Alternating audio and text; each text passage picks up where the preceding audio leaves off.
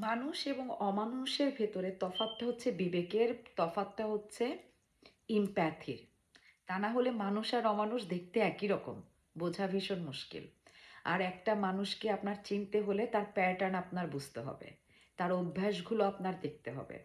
যে মানুষ তার নিজের মানুষের সাথে ভালো না, যে মানুষ তার নিজের মানুষের সাথে বিশ্বস্ত না, যে মানুষ তার নিজের মানুষের ক্ষতি করে, নিজের মানুষকে ছোট করে, সে কখনোই আপনার হবে না, কখনো না।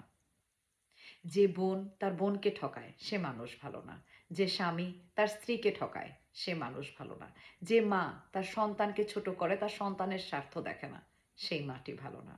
এবং যে মানুষ ভালো না সে কারোর জন্য ভালো না।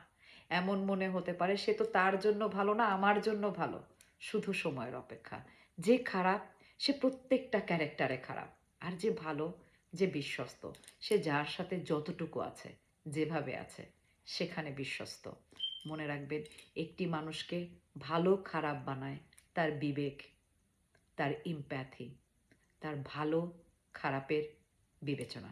আপনাদের দিদি দিনা।